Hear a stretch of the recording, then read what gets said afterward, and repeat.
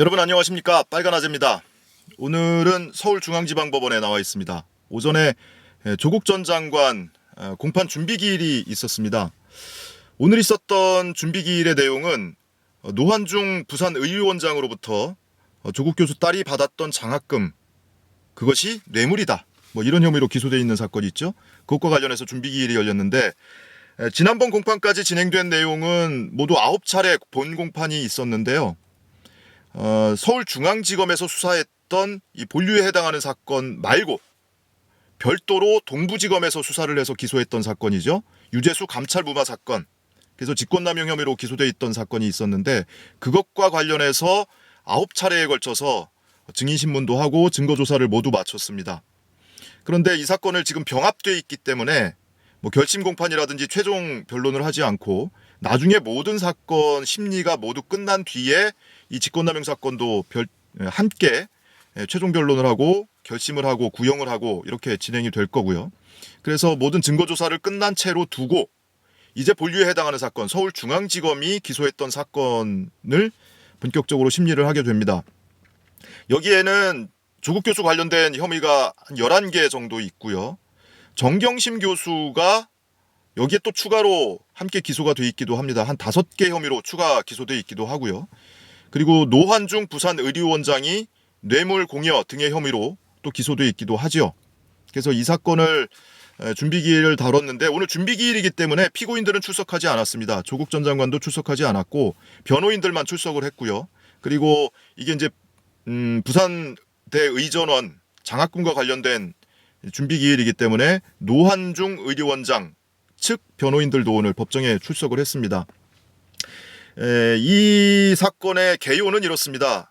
노환중 의료원장이 부산대 의전원 교수 자격으로 조국 교수 딸에게 6차례에 걸쳐서 장학금을 줬습니다. 2016년 1, 2학기, 17년 1, 2학기, 18년 1, 2학기 이렇게 6차례의 장학금을 줬는데, 앞서 3차례의 장학금, 16년부터 17년 1학기까지의 장학금은 아무런 기소 혐의가 아니고, 2017년 2학기부터 지급한 3차례의 장학금은 뇌물이다. 그리고 회당 100만 원이 넘는 금품을 제공한 거기 때문에 부정청탁금지법, 다시 말하면 김영란법 위반이다. 이렇게 2가지 혐의로 기소가 돼 있거든요. 그러면 왜 앞서 3개는 기소 혐의가 아니고 나중에 지급한 3개는 기소 혐의가 됐냐? 요 사이에 2017년 5월에 조국 전 장관이 청와대 민정수석으로 취임을 하죠. 그래서 이전에는 공직자가 아니었는데 이때부터는 공직자이기 때문에 딸이 받은 장학금도 뇌물이다, 이런 겁니다. 근데 뇌물이라고 인정을 받으려면 직무 연관성이 있거나 대가성이 있거나 이래야 되잖아요. 근데 무슨 직무 연관성이 있냐? 검찰의 주장은 이런 겁니다. 민정수석은 고위공직자에 대한 포괄적인 검증 권한과 감찰 권한 등을 가지고 있기 때문에, 이 노환중 원장이 당시에는 양산 부산대 병원장이었습니다. 부산대 병원의 분원에 해당하는 곳에 원장을 하고 있었는데, 나중에 본원에 해당하는 부산대 병원장으로 도전을 할 때 민정수석의 도움이 있을 수도 있지 않느냐. 그래서 그 도움을 목적으로 이 노환중 원장이 딸에게 장학금을 줌으로 해서 뇌물을 제공한 거다, 이런 논리입니다. 그러면은 노환중 교수가 받은 대가는 뭘까요? 혜택은 뭘까요? 노환중 교수가 2018년 12월에 실제로 본원에 해당하는 부산대 병원장에 도전을 했습니다. 그런데 탈락했어요. 탈락한 사유 중에 청와대에 투서가 들어왔습니다. 민정수석실에. 노환중 원장이 민정수석 조국 교수 딸에게 장학금을 줘서 특혜를 준 것이다, 이런 내용의 투서가 민정수석실에 접수됩니다. 이게 공소장에 적혀 있어요. 그 투서가 접수되는 등의 이유로 최종 후보자로 탈락합니다. 그러면 노환중 원장 입장에서는 무슨 베네핏을 받은 게 아니죠. 대가를 받거나 특혜를 받은 게 아니죠. 오히려 불이익을 받았어요. 더더구나 당시에 이 투서가 접수된 민정수석실의 민정수석은 조국 전 장관이었습니다. 조국 전 장관이 나한테 뇌물을 줘서 고마워, 얘한테 대가를 줄래, 그 대가는 부산대 병원장에 도전을 했으니까 부산대 병원장으로 임명되도록 도움을 주는 것이 대가일 텐데, 오히려 이 투서가 접수되고 나서 탈락이 됐단 말이에요. 도와줄 것 같으면 그 투서가 어떤 내용의 투서가 들어오든 그냥 캐비넷에 처박아두고 도와줘서 부산대 병원장이 되도록 도와주면 그럼 또 혹시 모르겠습니다. 그게 아니고 오히려 불이익을 받았는데 이것이 뇌물이다. 이런 혐의로 기소가 돼 있고 또 해당 100만 원 이상의 금품을 받았기 때문에 김영란법도 동시에 위반한 거다. 그래서 정말 말 그대로 속된 말로 우리 이런 말 많이 쓰잖아요. 검찰이나 경찰이 사건을 똘똘 만다고. 정말 똘똘 말고 탈탈 털어서 갖다 붙일 수 있는 혐의는 다 갖다 붙인 겁니다. 자, 그런데 이것과 관련해서 뭐 딱히 뭐 증거랄 게 별게 있겠습니까? 장학금을 지급한 거는 뭐 실제 하는 사실이고 누군가의 이제 진술 조서가 주요한 증거물로 제출이 된 것 같은데요. 그 중에는 부산대 의료원, 부산대 의전원 또는 뭐 부산대 병원 등의 관계자 진술 조서도 좀 있는 것 같고요. 그리고 주요하게 지금 다뤄지고 있는 진술 조서가 하나가 임현택 씨라는 사람의 진술 조서입니다. 이 사람이 뭐 고발인 조사를 받은 것인지 아니면은 참고인 진술 조서가 있는 것인지 모르겠는데 임현택 씨가 누구냐면요. 지난해 8월 22일에 조국 전 장관을 서울중앙지검에 고발을 했던 사람이에요. 이 사람은 서울 아산병원에 근무를 하고 있는 의사고요. 그리고 대한소아청소년과 의사회 회장이기도 합니다. 이 양반이 지난해 8월 22일에 조국 전 장관을 고발을 했는데 고발한 내용이 이 딸이 단국대에서 의과연구소에서 인턴을 하고 논문에 등재가 됐잖아요. 이 논문에 일저자로 허위 등재됐다. 그래서 업무방해와 공무집행 방해 혐의가 있다라면서 고발을 했고 8월 22일에 고발을 해놓고 9월 4일에는 국회 정론관에서 기자회견까지 했던 사람입니다. 그러니까 굉장히 정치적 액션을 취했던 사람이에요. 현직 의료인이기는 하지만. 그런데 말씀드린 것처럼 이 사람이 고발했던 것은 단국대 논문과 관련된 거였습니다. 그런데 부산대 의전원에서 받은 장학금과 관련한 내용을 이 사람이 어떻게 알 수가 있을까요? 그것과 관련된 진술 내용이 있으니까 그것이 증거로 제출된 거거든요. 그래서 조국 전 장관 측 변호인들이 이 사람은 증인신문을 해야겠다. 검찰이 제출한 조서를 증거 철회하지 않는 한은 증인신문을 해야겠다는 거예요. 검찰도 뭐 고용본부장까지 직접 출석을 해서 검토 후에 철회할지 여부를 정하겠다라고는 했는데 원칙적으로는 증거 유지를 하겠다고 했거든요. 저는 이거 증인신문 좀 해봤으면 좋겠어요. 왜냐면은 이 변호인들의 이야기는 이겁니다. 이 사람이 당시 부산대 의전원에 근무하던 사람도 아니고 어디서 들은 풍문, 소문 이런 이야기를 잔뜩 진술을 해놨던데 전문 진술에 해당이 된다라는 거예요. 다른 사람의 이야기를 듣고 본인이 이제 생각을 더해서 진술을 했다는 얘기인데 증거 효력이 없다는 거죠. 이런 경우에 전문 진술은 증거 효력이 없다. 원칙적으로 인정되지 않거든요. 그래서 노한중 교수 측 변호인들은 뭐 증인신문 꼭 안 해도 되고 이거는 뭐 검찰이 증거 철회를 하든지 아니면은 재판부가 기각을 하든지 증거로서의 효력이 없다 이렇게 이야기를 했는데 조국 전 장관 측은 좀 달라요. 증인으로 불러내서 신문을 해봐야겠다 이런 얘기입니다.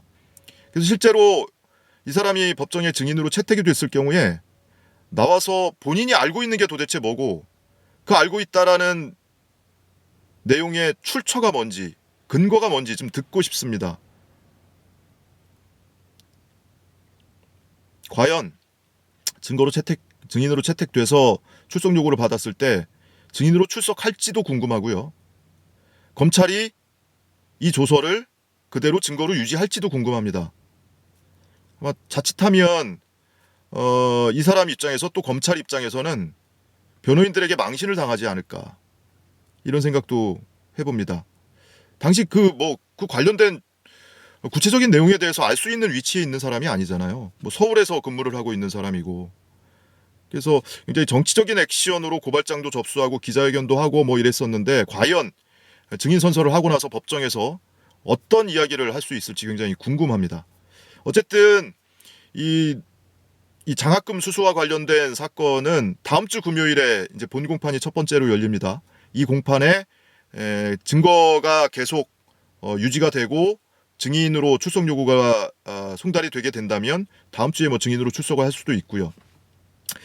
그리고 오늘 공판에서 다뤄진 이제 다른 내용들은 향후 이제 이 전체 본류에 해당하는 사건의 심리 계획을 수립을 했습니다. 그 순서는 이렇게 진행이 돼요. 이 노한중 의료원장으로부터 딸이 받았던 장학금과 관련된 사건 심리 먼저 하고요. 그리고 정경심 교수와 조국 교수가 공동 피고인이기는 한데 정 교수가 별도로 지금 기소돼서 재판을 받고 있잖아요. 그리고 함께 공범으로 혐의를 받고 있지만 조국 전 장관이 별도로 또 피고인으로 기소되어 있는 사건들이 있단 말이에요. 그것을 우선적으로 심리를 한다. 거기에는 서울대 의전원 부정지원과 관련한 내용도 있고요. 그리고 증거 위조 교사, 증거 은닉 교사. 이거는 정 교수의 혐의이기도 하지만 조국 전 장관의 혐의이기도 한데 별도로 기소돼 있기 때문에 조국 교수가 단독으로 기소돼 있는 이런 혐의들에 대해서 먼저 심리를 하고 그 다음에는 이 사건에 정경심 교수가 또 단독으로 혐의를 받고 있는 기소 내용이 있습니다. 예컨대 동양대 인문학 영재 프로그램에 아들이 참여를 해서 1, 2, 3, 4기에 해당하는 수료증이 발급이 됐고 그리고 상장도 발급이 됐고 봉사활동 확인서도 발급이 됐는데 이 수료증 중에 1, 2기는 허위고 3, 4기는 위조다라는 혐의로 기소가 되어 있고요. 그리고 이 상장과 봉사활동 확인서도 모두 허위다라는 혐의로 기소가 되어 있습니다. 그래서 이런 것들은 정경심 교수의 단독 혐의이기 때문에 조국 교수 단독 기소된 사건에 대해서 심리를 하고 그 다음에 정 교수 단독 기소된 사건을 또 이 법정에서 심리를 하게 될 거고요. 그러고 나서 부부가 공동으로 피고인으로 기소되어 있는 사건들이 있죠. 주로 아들과 관련된 예를 들면 조지 워싱턴대 시험을 도와줬다라거나 고려대, 연세대 또는 충북대 법학전문대학원 입시를 방해했다, 부정 지원을 했다, 이런 혐의들. 그리고 그 주식 차명으로 주식을 보유하고 있으면서 백지 신탁을 하지 않았다. 그리고 재산 신고를 허위로 했다. 그래서 공직자윤리법 위반이다. 위계에 의한 공무집행방해다. 이런 혐의로 또 함께 부부가 공동 피고인으로 기소되어 있는 사건이 있습니다. 그런데 이 중에 허위 재산 신고 관련된 거는 한 가지만 말씀드리면 이런 거예요. 이미 정 교수가 또는 그 동생이 10억 원을 조범동 씨에게 또는 코링크피에 대여를 해준 거 있잖아요. 그거 조범동 씨 사건에서 이미 투자가 아니고 대여다라고 못을 박았는데 이거는 검찰의 시각은 투자라는 시각 아니겠습니까?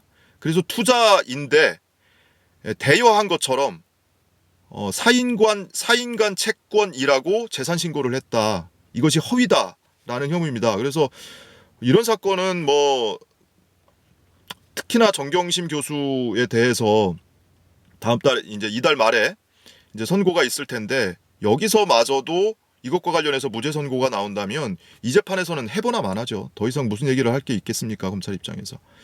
자, 이런 정도로 앞으로 예정이 돼 있다라는 말씀 드립니다. 그리고 그 밖에 그 윤석열 총장의 징계위원회 관련해서 어제 제가 영상을 올려드린 뒤로 추가로 업데이트된 내용은 징계위원회가 한 차례 더 연기됐어요. 4일 오늘로 예정이 돼 있다가 10일로 6일 더 연기가 됐습니다. 문재인 대통령이 절차적 정당성 그리고 공정성을 강조를 했고 여기에 화답을 해서 추미애 장관이 6일을 더 연기를 해서 다음 주로 이제 일정이 다시 잡혔는데요. 이것을 해석하면서 많은 분들이 향후에 있을 수 있는 소송에 대비하기 위한 거다. 그리고 절차상의 흠결을 남기지 않기 위한 거다. 이런 해석들을 하는데 저도 그 해석엔 동의를 하는데 한 가지 더 의미를 둘 수 있을 것 같아요. 문재인 대통령이 굉장히 원칙을 중시하는 사람이잖아요. 그리고 본인도 법조인입니다. 변호인 출신이었고 노동법을 주로 다뤘었고 해고무효 소송이라든지 노동자 입장에서 승소를 많이 이끌어냈던 분이란 말이에요. 그런 측면에서 보면 문재인 대통령 입장에서는 원칙적으로 이 피징계자 또는 피고인 등에게 충분한 방어권을 보장해 주는 게 필요하다라는 원칙적인 입장이 분명히 있을 거란 말이죠. 그런 차원에서 피징계자, 다시 말하면 윤석열 검찰총장에게도 충분히 방어권을 행사를 할 수 있고 필요한 기간을 보장해 주는 게 필요하지 않느냐, 이런 자신만의 원칙을 또 피력한 것 아닐까라는 생각도 하게 됩니다. 그게 문재인 대통령의 스타일이니까요. 자, 오늘 공판 소식은 이 정도로 마치고요. 다음 주 금요일에 바로 이제 조국 전 장관 이 장학금 관련 사건 첫 번째 본 공판이 시작이 됩니다. 관련 소식도 꾸준히 여러분께 전해드리도록 하겠습니다. 자, 오늘 영상이 유익하셨다면 좋아요, 구독, 그리고 영상 올라올 때 빨리 받아보고 싶어 하시는 분들은 이 종 모양 알림 버튼도 눌러주시면 고맙겠습니다. 감사합니다.